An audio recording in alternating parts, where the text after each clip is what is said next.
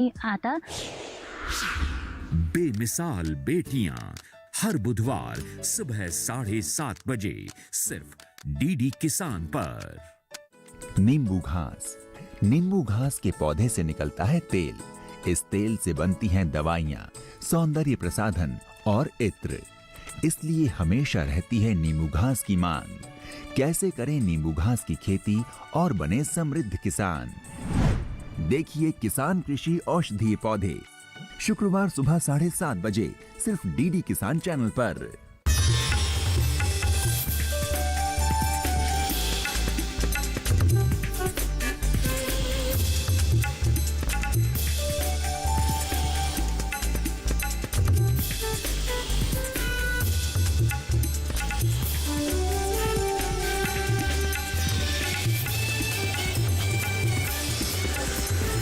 DD किसान, बदलते भारत की शान।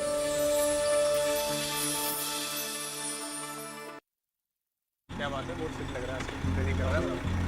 3 महीने में पैसे डबल? वाह, फास्ट और हाई रिटर्न्स भी। क्या स्कीम है? कल तो नहीं थी यहाँ। और कल होगा भी नहीं। तूने कभी 5 ओवर में डबल सेंचुरी मारी है? ऐसे स्कीम के बहकावे में आके हम धोखा खा सकते हैं। और आरबीआई कहता है अपना पैसा सुरक्षित रखो और समझदारी से निवेश करो। अगर ज्यादा रिटर्न के पीछे भागोगे तो रिस्क भी उतना ही उठाओगे। और फास्ट रिटर्न से बच के। और फास्ट बॉलिंग से भी। आरबीआई कहता है जानकार बनिए, सतर्क रहिए।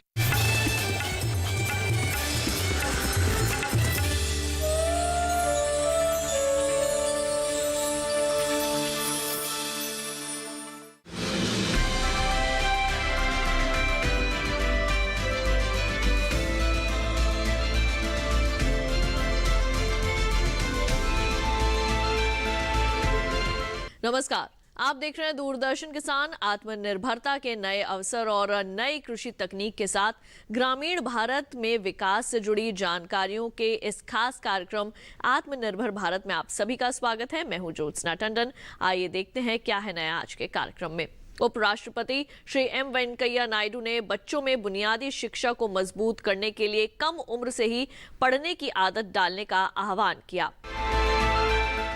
वित्त मंत्रालय के व्यय विभाग ने बुधवार को स्थानीय निकायों को अनुदान सहायता प्रदान करने के लिए राज्यों को 4,608 करोड़ रुपए की धनराशि जारी की। जल जीवन मिशन वास्तविकता में एक जन आंदोलन बन रहा है, जिसने संसद के बजट सत्र में सांसदों का काफी ध्यान खींचा। जल शक्ति राज्य मंत्री श्री रतनलाल कटारिया ने जल जीवन मिशन के 4 करोड़ की संख्या पार करने तथा 38% ग्रामीण आबादी को नल कनेक्शन उपलब्ध कराए जाने पर प्रसन्नता जताई।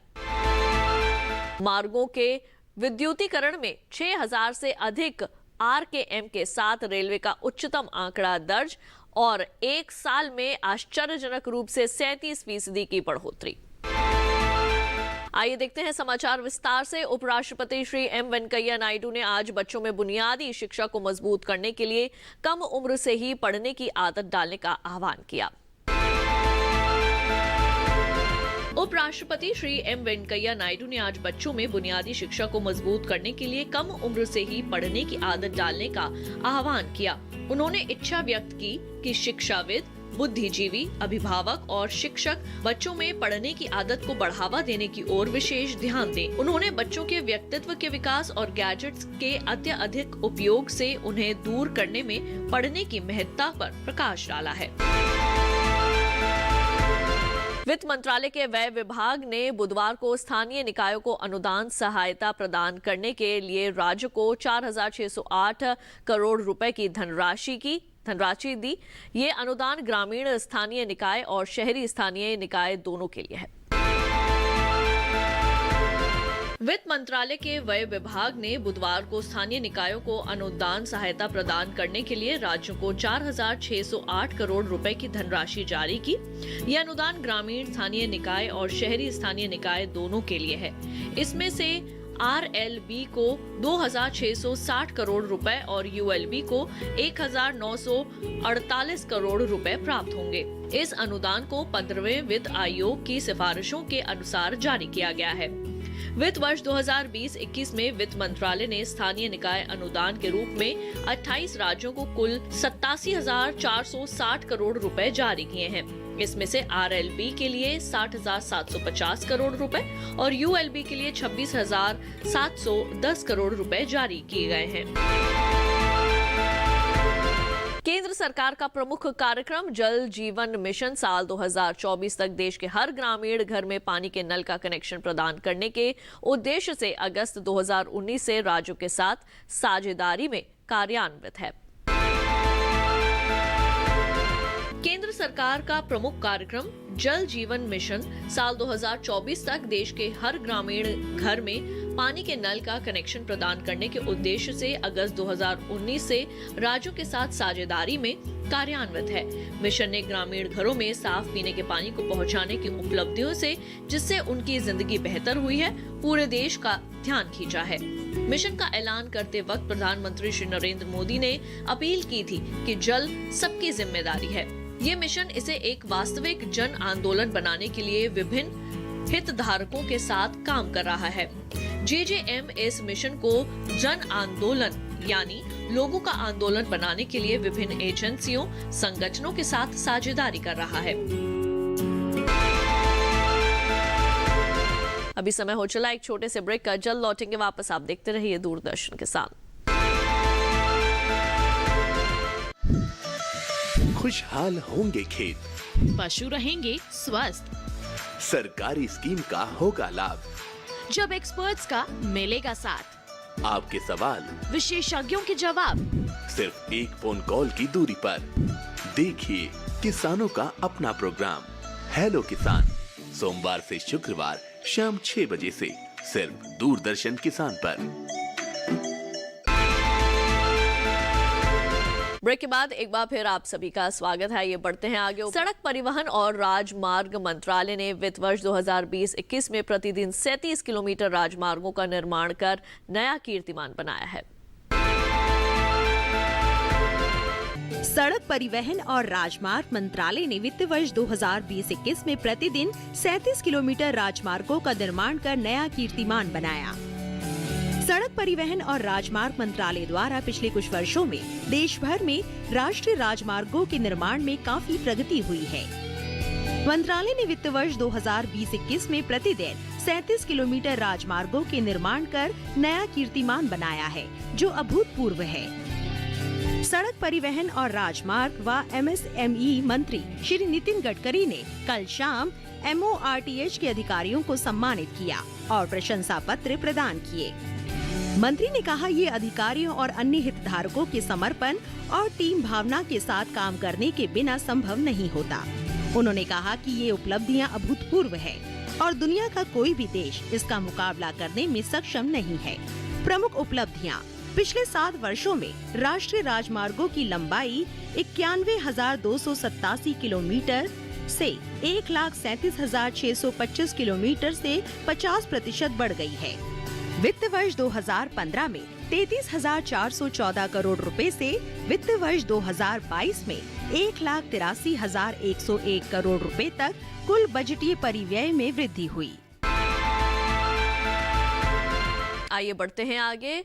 विश्व खाद्य पुरस्कार से सम्मानित एवं पद्मश्री प्रोफेसर रतनलाल का IARI के स्थापना दिवस के अवसर पर स्वास्थ्य और पोषण संवेदी कृषि विषय पर व्याख्यान, संस्थान के पूसा समाचार का उद्घाटन और संस्थान द्वारा विकसित धान की नई किस्म पूसा 1692 की लाइसेंसिंग।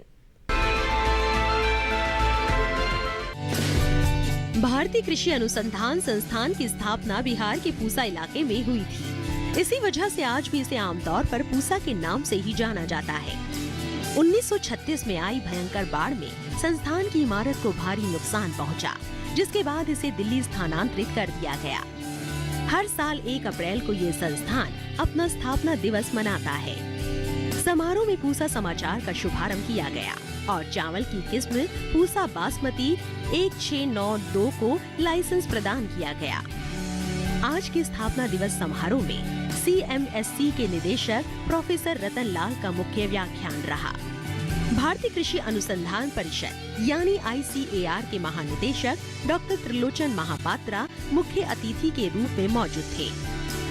आपको बता दें कि पूसा संस्थान ICAR की निगरानी में ही संचालित हो रहा है। भारतीय कृषि अनुसंधान संस्थान के स्थापना दिवस समारोह पर आइए बात करते हैं भारतीय कृषि अनुसंधान परिषद के डीजी डॉक्टर त्रिलोचन महापात्रा इस वक्त हमारे साथ हैं। डॉक्टर महापात्रा, स्वागत है आपका।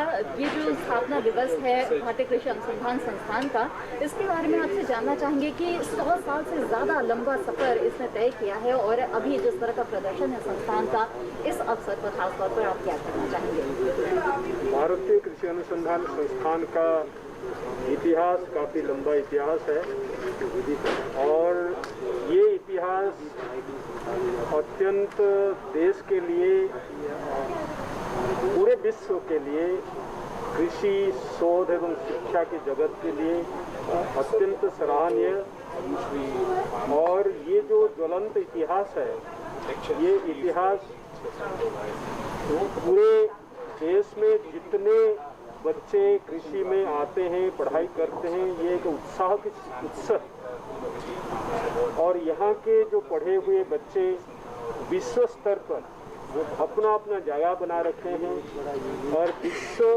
का कृषि को ये गाइड कर रहे हैं, दिशा निर्देश दे रहे हैं। आज जैसे डॉक्टर रतन लाल जिनको वर्ल्ड फूड प्राइज मिला है, वो भी इस संस्थान के छात्र रहे हैं और जिस तरीके से विश्व स्तर में वो पूरा दिशा निर्देश मार्गदर्शन दे रहे हैं, सॉइल ऑर्गेनिक कार्बन के ऊपर जो चर्चा आज किए हैं और पूरे विश्व में कर रहे हैं, ये अत्यंत सराहनीय है। ये संस्थान का इतिहास का हिस्सा है, तो उसी हिसाब से संस्थान को काफ़ी लोग मानते हैं और आगे भी संस्थान का इस तरह का मान्यता रहेगा, क्योंकि जिस हिसाब से यहाँ पढ़ाई होती है, जिस हिसाब से यहाँ शोध होते हैं और शोध का जो नतीजा, जो प्रोडक्ट हमारे पास निकल के आते हैं, वो भी देश के लिए, देश के जो इकोनॉमी है उसको जो बढ़ावा देता है, समृद्ध करता है और हमारे जो खाद्यान्न उत्पादन में आज जो आत्मनिर्भर हुए और उसका सबसे ज़्यादा श्रेय इस संस्थान को जाता है। भारतीय कृषि अनुसंधान संस्थान का 116वां स्थापना दिवस समारोह मनाया गया। आइए इसके बारे में बात करते हैं। आज हमारे साथ मौजूद है भारतीय कृषि अनुसंधान संस्थान के director doctor AK Singh. Doctor Singh, स्वागत है आपका और आपको बधाई भी, शुभकामनाएं भी। एक तरह से मील का पत्थर है ये कि 116वां स्थापना दिवस मनाया जा रहा है, तो किस तरह से इस सफर को आप संस्थान के देखते हैं? जैसा कि आप जानते हैं, पूसा संस्थान की स्थापना सन 1905 में समस्तीपुर जिले में पूसा नामक गांव में हुई थी। 1934 में भयंकर भूकंप आने के कारण संस्थान को 1935-36 के दौरान नई दिल्ली स्थापित किया गया। तब से लेकर, शुरू से लेकर, स्थापना से लेकर के यह संस्थान देश में कृषि, शिक्षा, शोध और प्रसार के कार्यक्रमों से जुड़ा हुआ है।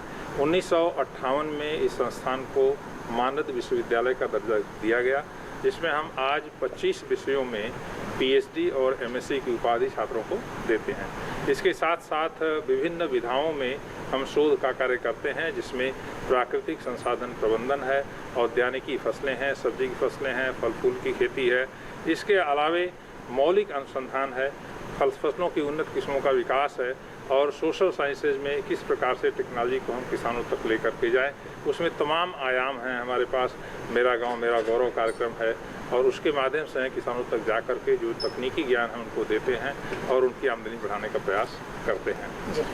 डॉक्टर सिंह, संस्थान का जो प्रदर्शन है वो जाहिर तौर पे बहुत ही अच्छा है, लेकिन इसके बावजूद इस आयोजन में देश में और वैश्विक स्तर पर भी संस्थान को और बेहतर बनाने के लिए, उसकी रैंकिंग को और बेहतर बनाने के लिए काफ़ी चर्चा हुई है। तो किस तरह का रोड मैप आगे के लिए रहेगा संस्थान के सामने?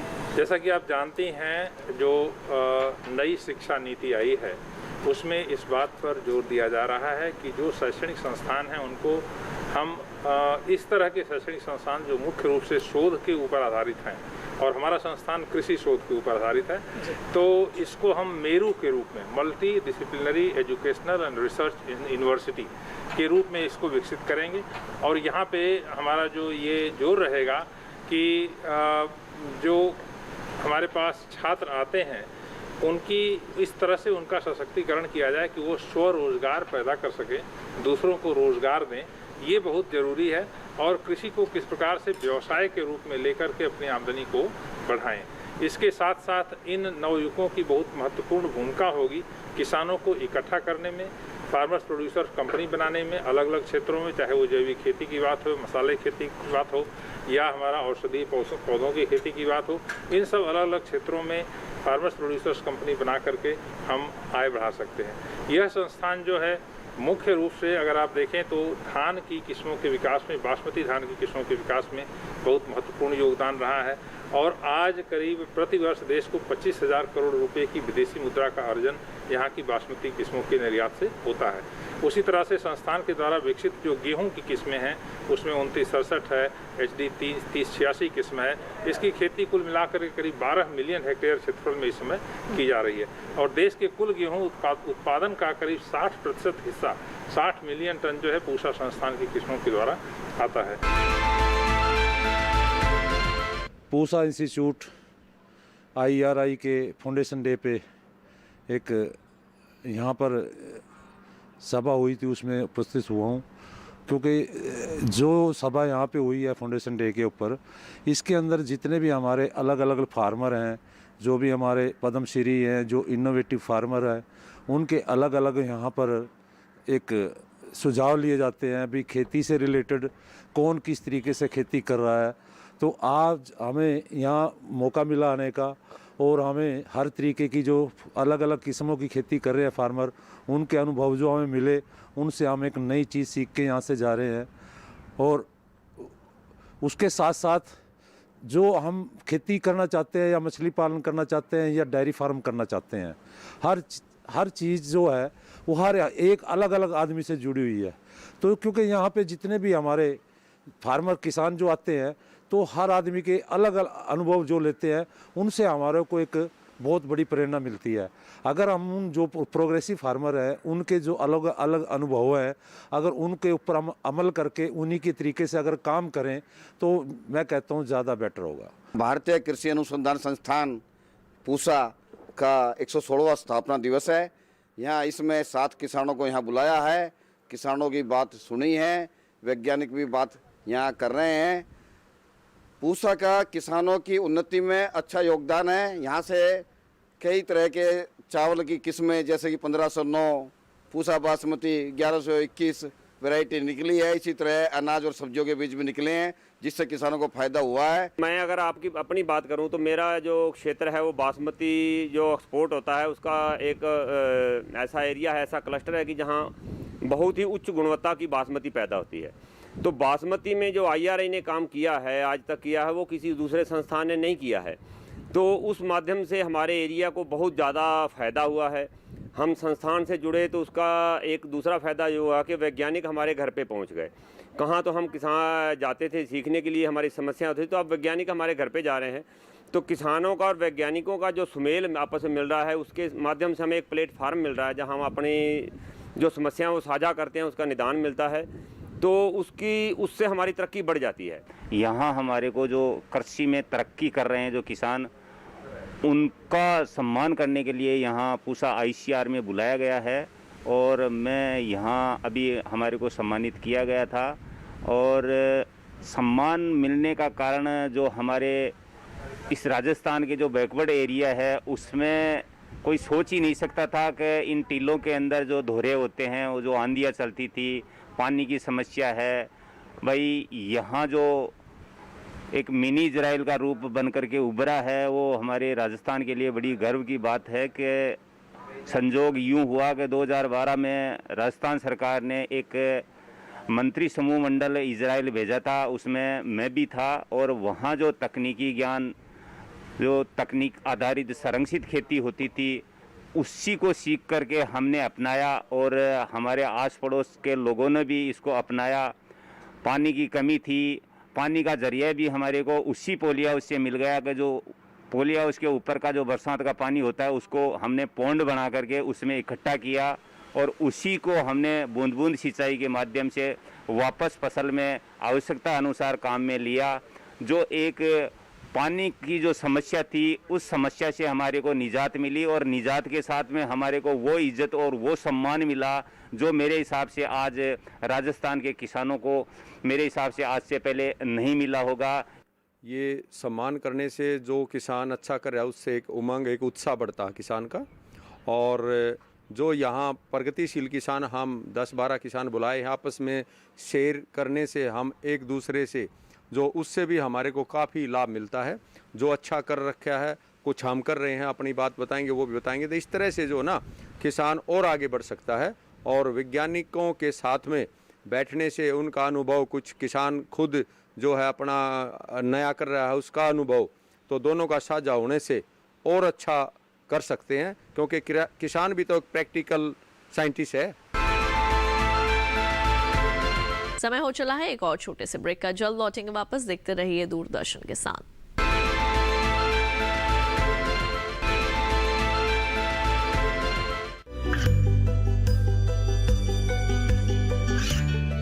गांवों और पिछड़े क्षेत्रों में सरकारी योजनाओं की जानकारी पहुंचा। देश में कौशल और क्षमता विकास कर ग्रामीणों को सामाजिक बदलाव और विकास से जोड़ने की दूरदर्शन किसान की पहल चौपाल चर्चा देखें सोमवार से शुक्रवार सुबह 9 बजे। ब्रेक के बाद एक बार फिर आप सभी का स्वागत है। आइए बढ़ते हैं आगे। प्रधानमंत्री श्री नरेंद्र मोदी की अध्यक्षता में केंद्रीय मंत्रिमंडल ने production linked incentive scheme for food processing industry में 10,900 करोड़ रुपए की मंजूरी दी है। सरकार के इस फैसले फूड प्रोसेसिंग उद्योग का फायदा होगा और इसके साथ ही किसानों की आमदनी भी बढ़ेगी।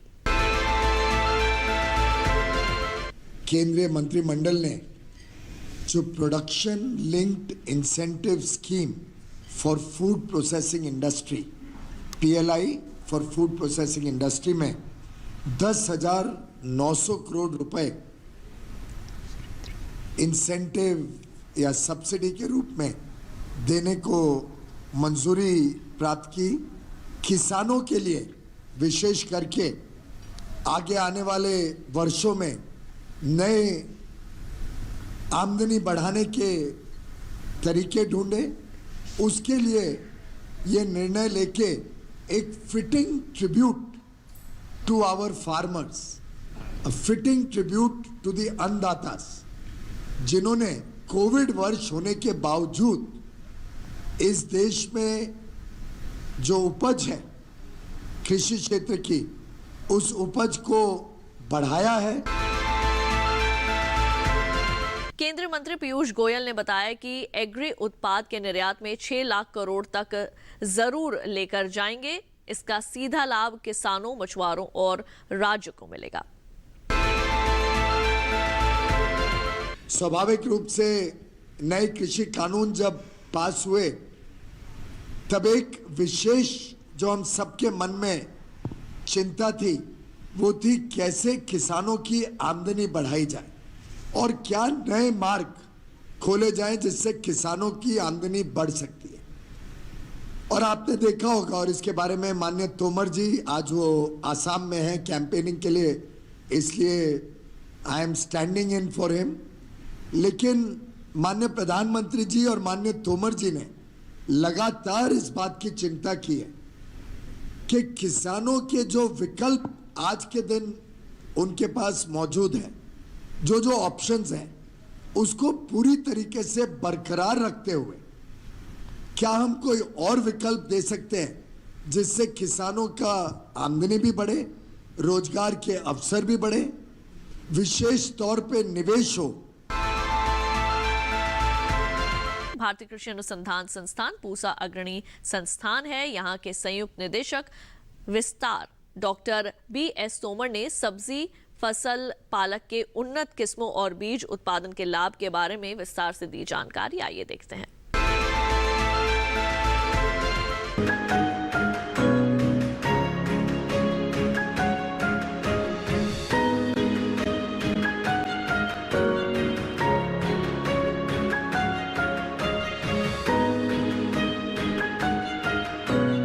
किसान बहनों भाइयों, ना सिर्फ सब्जी फसलों की हम बात करें बल्कि हरी पत्तेदार सब्जियों की भी अगर बात की जाए, इनके ज़रिए भी काफ़ी फ़ायदा जो है हमारे किसानों को होता है और बड़े पैमाने पर इनकी खेती की जाती है। लेकिन इनकी उपलब्धता के लिए हमारे पूसा स्थित शाखा विज्ञान संभाग किस तरीके से काम करता है, कैसे बीज उत्पादन जो है गुणवत्तापूर्ण हो ये सुनिश्चित करता है, इस बारे में और जानकारी के लिए आइए बात कर लेते हैं संभाग के अध्यक्ष डॉक्टर BS तोमर से। डॉक्टर तोमर, बहुत बहुत स्वागत आपका। सबसे पहले हम जानना चाहेंगे आपसे, क्योंकि हरी पत्तेदार सब्जियों में कई सब्जियाँ आती हैं, उन्हीं में से एक है अगर पालक की हम बात करते हैं, क्योंकि अमूमन ना सिर्फ पोषण के लिहाज से भी अगर देखा जाए, स्वास्थ्य के लिहाज से भी देखें, काफ़ी महत्वपूर्ण रहती है पालक की फसल। लेकिन किसानों को आर्थिक रूप से और अच्छा मुनाफा दे सके इसके लिए ज़रूरी कि उन्नत बीज उनको दिया जाए। क्या स्थिति आप देखते हैं इसकी? देखिए, शासकीय विज्ञान संभाग ने पिछले कई वर्षों में, दशकों की बात करें तो हमने देश को पालक के अंदर 3 किस्मों को उपलब्ध कराया, जिसमें ऑल ग्रीन, पूसा भारती और पूसा ज्योति, ये 3 पालक की किस्म हैं। इसी तरह से हमने साग सरसों में पूसा सागवन का विकास किया, मेथी में पूसा अर्ली बंचिंग है, कसूरी मेथी है। अगर हम बात करें पत्तेदार सब्जियों में चुलाई, पूसा लाल चुलाई और पूसा किरण और पूसा कीर्ति, ये किस्में हमारे संभाग के द्वारा विकसित की गई। और इनके पीछे हमारी जो सोच थी ये थी कि जो हमारे पोषण विशेषज्ञ हैं ये अपनी रिकमेंडेशन करते हैं, सिफारिश करते हैं कि हमें प्रतिदिन 125 ग्राम पत्तेदार सब्जियों का इस्तेमाल करना चाहिए। तो कोई भी खाने के लिए एक ही तरह की पत्तेदार सब्जी को ना तो हम पूरे साल उगा सकते हैं और ना ही उसको रोज़ाना खा सकते हैं, इसलिए हमारे खान पान में विविधता की आवश्यकता है। इसको ध्यान में रखते हुए हमारे संभाग के द्वारा पालक में, मेथी में, साग सरसों में और इसमें चौलाई के अंदर पत्तेदार सब्जी किस्मों का विकास किया, जिसमें पालक की ऑल ग्रीन एक किस्म है जो अखिल भारतीय स्तर पर इसका विमोचन हुआ है। 1975 में इसका विमोचन हुआ था और तब से ये पूरे भारत के हर राज्य में अगर पालक की खेती होती है तो उसमें पूरा योगदान है भारतीय कृषि अनुसंधान संस्थान का कि उन्होंने इन उन्नत किस्मों को दिया और ये किस्में आज देश के कोने कोने में उगाई जा रही हैं। तो इसका हम गुणवत्ता बीज किसानों तक पहुंचाने का प्रयास करते हैं। इस दिशा में हमारा संभाग ब्रीडर सीड पैदा करता है। ब्रीडर सीड को पैदा करके हम राष्ट्रीय बीज निगम को और दूसरी प्राइवेट कंपनियों को या किसानों को उपलब्ध कराते हैं ताकि किसान उसको आगे वृद्धि करके दूसरे किसानों को उपलब्ध करा सकें। राष्ट्रीय बीज निगम का इसमें विशेष योगदान रहा है और प्रति वर्ष राष्ट्रीय बीज निगम 2,500 से 3,000 क्विंटल पालक की आल किस्म का बीज का विपणन करता रहा है। और हमने भी अपने संभाग में संस्थान के माध्यम से व्यवसायीकरण के लिए कई MOU साइन हुए हैं ताकि किसानों को ये गुणवत्ता का बीज जाता रहे। जब किसान भाई गुणवत्ता बीज पैदा करता है तो उनको 2-3 बातों को हम कहते हैं ध्यान रखना चाहिए। पालक एक परपरागित फसल है और इसमें परागण का माध्यम हवा होती है और इसका जो मुख्य दुश्मन है, मैं कहूँगा दुश्मन है, जो कंटामिनेंट हो सकता है वो है जंगली पालक। तो अपने खेत के आसपास में जंगली पालक ना उगने दें या पृथक्करण दूरी के अंदर भी आप पालक पे निगरानी रखें, उसको ना उगने दें, क्योंकि आपस में क्रॉस करके आपके किस्म की गुणवत्ता को प्रभावित करता है। दूसरी बात है, जब फसल पुष्पन की अवस्था में होती है तो इसका तना कमज़ोर होता है और ऊपर जब बाहर हो जाता है गिर जाता है और उसके बाद कटाई में बड़ी कठिनाई होती है, लेबर ज़्यादा लगती है या जो अच्छी गुणवत्ता का बीज है वो झड़ जाता है। ऐसे में एक कटाई जब हम पालक की बुआई करते हैं बीज उत्पादन के लिए तो कम से कम 1 और अधिकतम 2 कटाई हमको करनी चाहिए ताकि उसकी वृद्धि को नियंत्रित किया जा सके।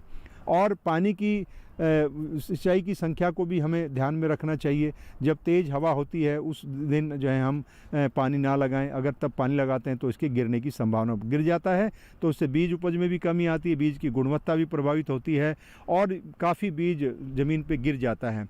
तो इन बातों को अगर हमारे किसान भाई ध्यान रखते हैं तो निश्चित रूप से वो पालक का बेहतर गुणवत्ता का बीज बना सकते हैं। और हमारा ये मानना है कि 1 हेक्टेयर से किसान 25 से 30 क्विंटल तक पालक का बीज ले सकता है और उसकी 2 कटाई भी ले सकता है, जिससे उसकी उत्पादन की जो लागत है वो पत्तियों की बिक्री से निकल जाती है और बाकी बीज उसको उसके लाभ का माध्यम बन जाता है।